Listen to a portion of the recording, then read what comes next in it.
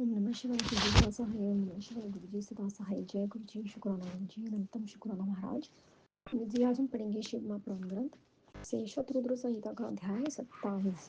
नंदकेश्वर उवाच शृणुताथ प्रक्षयामि शिवस्य परमात्मनि द्विजैशवतारं च स शिवं सुखदं सतां य पूर्ववर्णितस्तात् भद्रायु नृपसत्तं यस्मिन्निर्भिक्षुरूपननुग्रहे कृत्वा वच्छं तदमरस्य परीक्षार्थ पुनराविर्भूव सः द्विजवेश्वर स्वरूपेण तदेव कथयाम्यहम्।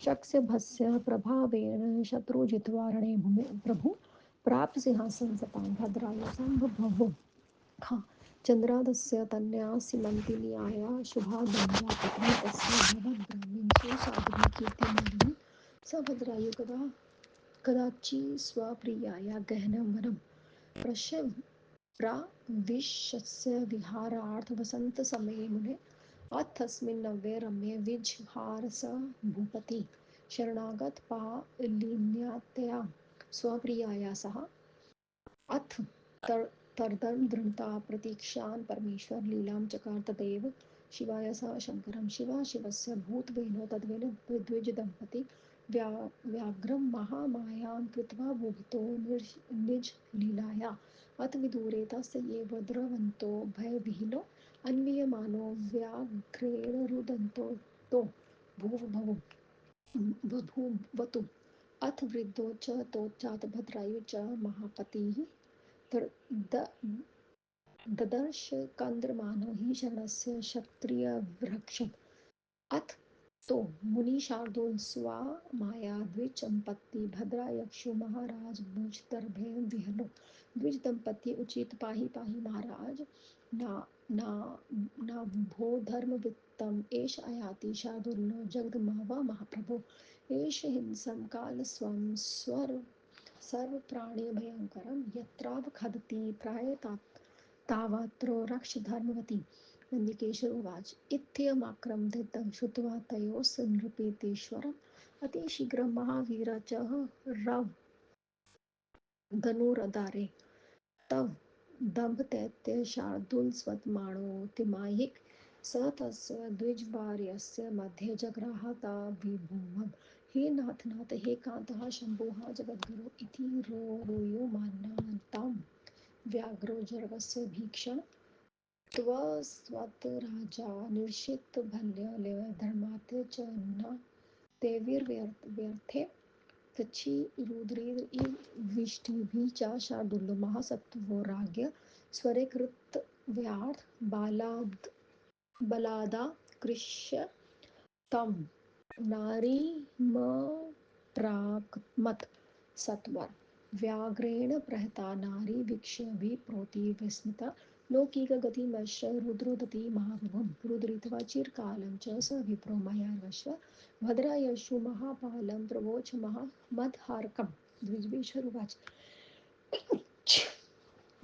रजनक्ते महारत्रि तकेत्राण महधु ताके द्वादशसहस्र महानागायुतमम्बल किन्ते खड्गेन शङ्करेण की ते मत्रा स्वानिधिया की सत्त्वेन महारथाणां की प्रभावेण भूयसा तत्सर्वविफलं जातं यन्त्यव्याति तिष्ठति यश्वस्य वानोकासंघातं च विनारितं सम् क्षत्रस्य परो धर्मो शक्ताजपरिरक्षणं तस्मिन् कुलोचिते धर्मे नष्टे त्वजीवितेन किम् अर्थानां शरणागतानां वात्राणां कुर्वन्तु पार्थिवाः प्राणैरथस्य धर्मज्ञाताः सत्त्वेन च मृत्योपापमाः अर्थाणविहीनानां जीवन्तमरणवरं धानिनां दानहीनानां गृहस्थस्य दीक्षितावरं वरं विश्वचलं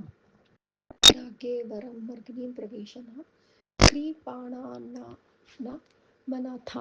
दीनानां परक्षणात् नन्दिकेश्वर उवाच इत्थं विपलीतं तस्य स्ववीर्यस्य च ग्रहणं निशम्य नृपतिः शोकादानमन्यामनिव च चिन्तयत् अहो मे पुरुषं नष्टवतं देवी विप्र पर्याप्तम् अधिकृतिष्ठं मे नष्टापात्रिकं प्राप्तुमुत्कटम् धर्मकुलोचितो नष्टो मन्दभाग्यस्य दुर्मते नूनं ते सम्पदो राज्यमायायुषं क्षयमेष्यति अद्य चैनं द्विजमानं हतधरार् शुचाधीर्तं हतशोकं करिष्यामि दत्त्वा प्राणनति प्रियनम् इति निष्टस्य मनसा च भद्रायुनृपोत्तं पतिसत्त्वा पादोऽस्य सत्यबभाक्षे परि स्नातुं भद्रायु उवाच कृपा कृत्वा मयि ब्राह्मण शत्रुबन्धो हतो तजि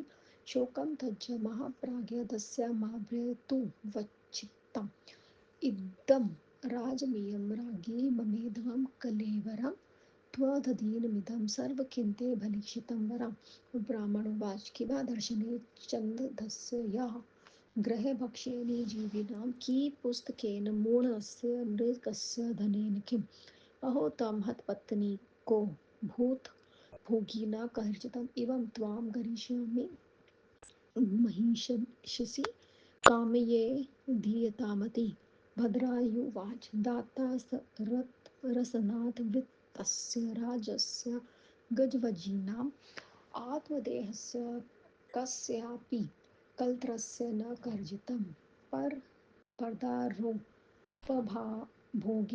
तत्पापं समुपर्जितं न तत्क्षाल्ययन्तु शाकयं प्राश्चयति शितेरापि ब्राह्मणोवाच अस्तं महावधं घोरमपि महिषं वशेणं तपसा विधिशयामि कीपुनं पादधारिकं तस्माच्च प्राचं भार्या स्वामिनां कामो न मोपर अर्क्षणादर्यातागन्तस्य निरस्य ध्रुवं नन्दिकेश्वरवाच इति विप्रिग्राभीतशन्ति मया स पार्थिव अरक्षण महापापं पत्नीदानं ततो वरम् अथ पत्नी द्विजागयं तत्त्वा निर्मुक्तिविलक्षणं सद्यो वा हि प्रवेक्ष्यामि कीर्तियसि विदितं भवेत् इति निश्चयस्य मनसा समो जलज्वाला हतुं हुताशनम् तम्यहायुधिजं चक्रे पत्नीदानं सहोदकं स्वयं स्थानं शुचीभूत्वा प्रणमये विभूधरां तन्वनीति परिक्रमा शिवं दध्यौ समाहिता तं ग्रन्थानि पतिशयान् स्वपदासक्तचेतसं प्रत्यक्षधेति वीरेश प्रादुर्भूतो द्विजेश्वरं तमीश्वरं पञ्चमुखं त्रिनेत्रं पिनाकिनं चन्द्रकलावसन्तं प्रलम्भनपिण्डाशुजटाकलापं मध्याहस्तस्कारकोटितेजसं मृणालङ्गोरगर्जचर्वासं गृणतरारोषितं मौलिदेशकं नागेन्द्रहरावलिकण्ठभूषणं किरीटकज्ज्वलदखदडोज्ज्वलं शूलाशिखटाकुठारचर्णमृगायशापिनाकहस्तम्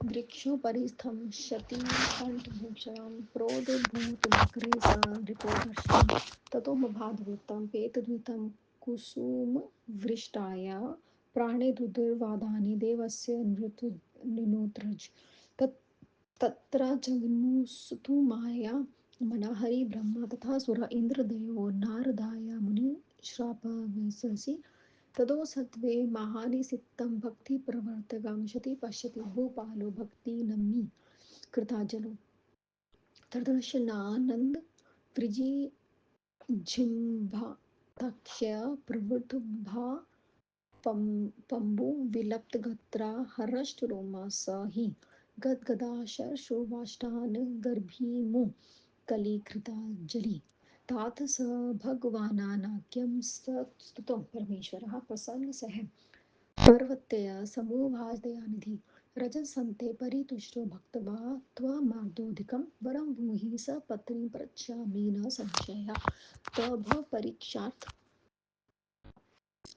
तभवपरीक्षार्थिजो भूत्वा हमागतः व्याघ्रेण च परिग्रस्तः साक्षाद्देवी शिवा हि सा व्याघ्रो महामायो यस्ते सक्षेरशतविग्रहं धीर्तां दुष्टा का स्मृते पत्नी यचितवाहनम् इत्याकर्ण्य प्रभोवाक्यं च भद्रायुवाच महीपति पुनः प्रामाण्य प्रसूतय स्वामिन् नतको ब्रवीत भद्रायुवाच एक एव वरो नाथ यत् वा परमेश्वरः भवता प्रप्रातस्मै मम प्रत्यक्षन्ताद्गतः यददसि पुनर्नाथं वरं स्वकृपाया प्रभो वर्णेम परं तत् को वरं हि वरद क्षुभात् वज्रपायुपिता मे हि सपत्नीको महेश्वरा सपत्नी कृत्वा नाथ सदा त्वत्पादसेवकः वैश्यपद्यकारूणां तत्पुरुषसनायाभिः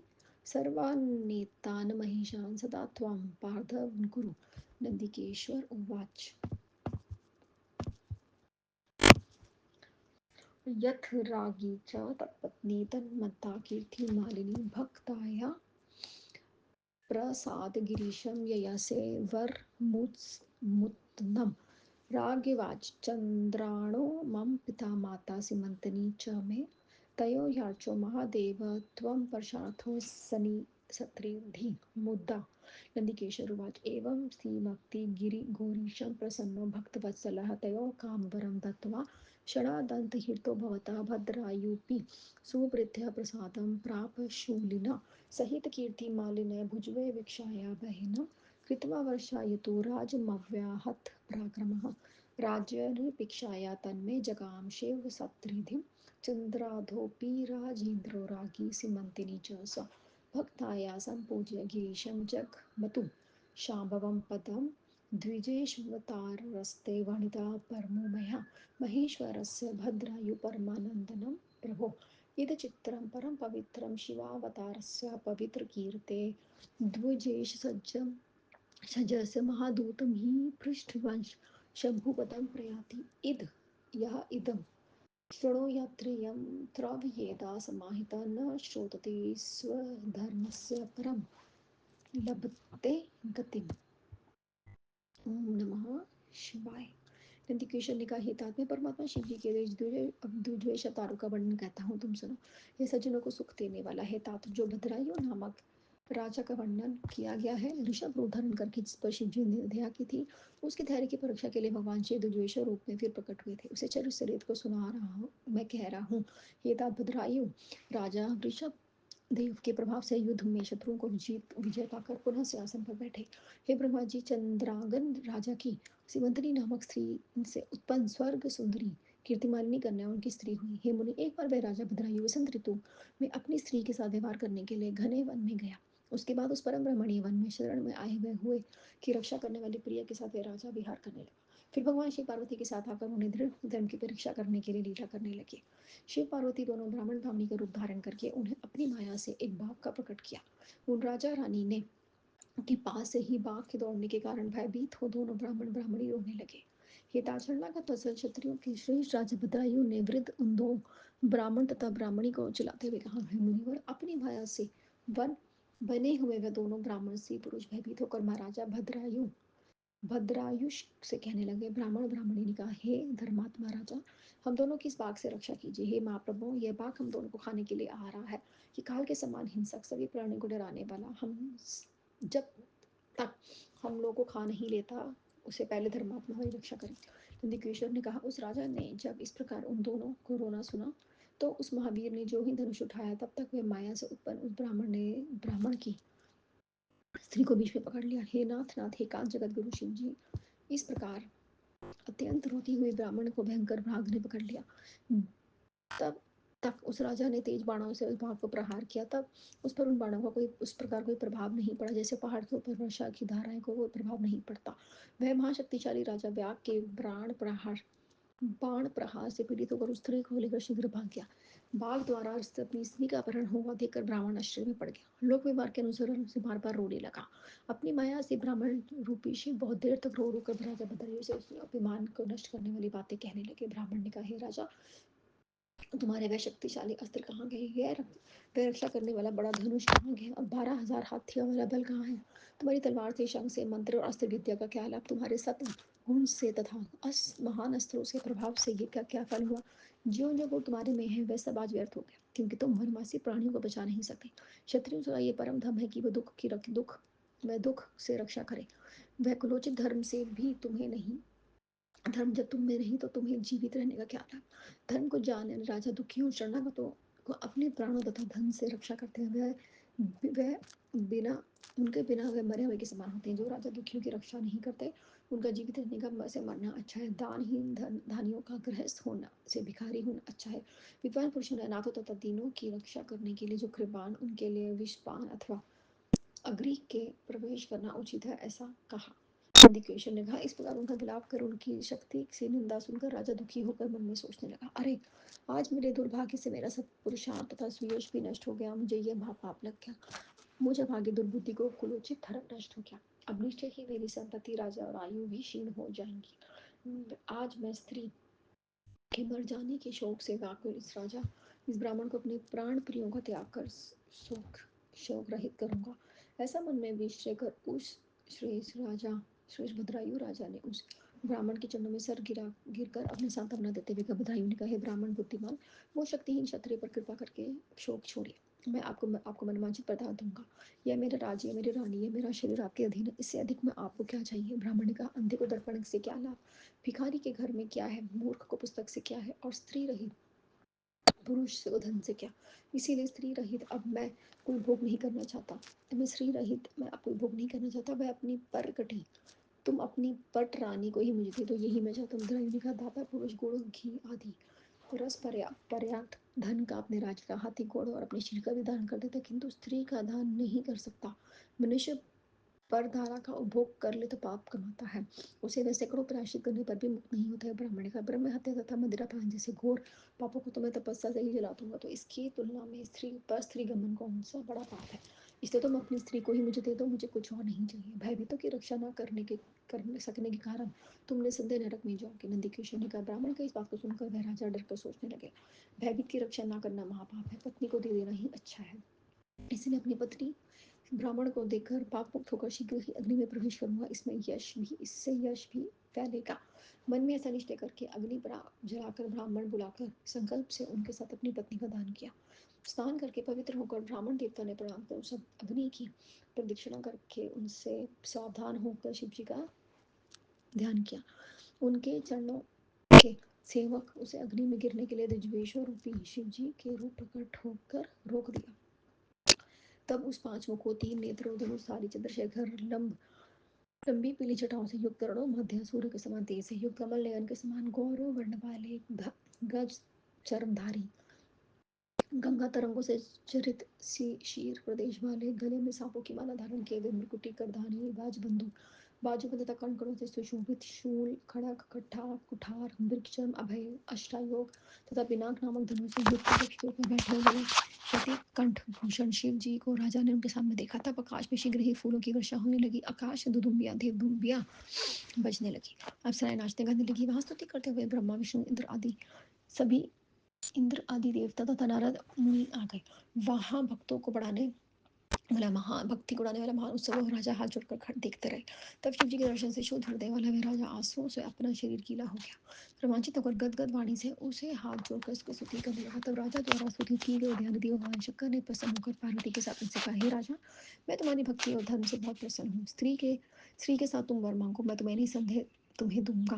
तुम्हारे विचारों की परीक्षा करने के लिए ही मैं ब्रह्म रूप में धारण करने आया था। बाघ के पीछे बड़ा वह साक्षात पार्वती थी। वह बाघ मेरी माया से उत्पन्न हुआ था, जिस पर तुम्हें तुम्हारे बाणों का प्रभाव नहीं पड़ा। तुम्हारे धैर्य की परीक्षा के लिए ही तुमसे तुम्हारी स्त्री को मांगा। शिव जी की बात को सुनकर राजा बदायूं ने प्रणाम किया और स्तुति करी। फिर विनम्र होकर उनसे कहा, बदायूं ने कहा, हे नाथ, मैं एक ही वर मांगना चाहता हूँ, जो आपके संसारिक दुखों से दुखी मुझे प्रत्यक्ष होकर दर्शन दिए। हे प्रभु, हे नाथ, यदि आप फिर मुझे वर देना चाहते हैं तो यह वर देने वालों में श्रेष्ठ है कि एक ही वर मांगना चाहते हैं। मुनीश्वर वज्रवायु नामक मेरे पिता, आपकी पत्नी सहित और मैं अपनी पत्नी सहित सदा आपके चरणों के सेवक हूँ। हे महिषान, पदवाकर नामक वैश्य, उसका पुत्र सनय, इन सबको आप अपने शरणागत बना लीजिए। नंदीकेश्वर ने कहा। उसके बाद उसकी रानी कीर्ति मालिनी आनंदित हुई। उसने भक्ति से शिव जी प्रसन्न करके उत्तम वर मांगा। रानी ने कहा, हे महादेव जी, मेरे पिता चंद्रांगन और मेरी माता सीमंतनी, ये दोनों को सदा आपके चरणों का निवास मिले करे। नंदीकेश्वर ने कहा, भक्तवत्सल शंकर जी। शिव जी ने प्रसन्न होकर कहा, ऐसा ही होगा। क्षण भर में अंतर ध्यान हो गए। राजा भद्रायु ने भी शिव जी का वर पाकर कीर्ति मालिनी के साथ अनेक सुख भोगे। 10,000 वर्षों तक पराक्रम करके राजा राज्य क्योंकि फिर अपने पुत्र को राज देकर शिवलोक को चला गया। राजा चंद्रांगन तथा उसकी पत्नी सिमंतनी शिव जी के रत्नाकर के शिव पद को प्राप्त हुए। स्वामी शिव जी का उत्तम द्विज अवतार मैंने तुम्हें सुना दिया। उसे बदराइयों को परम आनंद मिला था।